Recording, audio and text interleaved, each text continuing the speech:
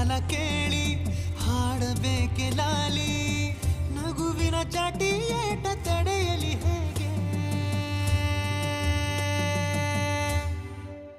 ತನ್ನ ಎದೆಯ ಒಳಗಡೆ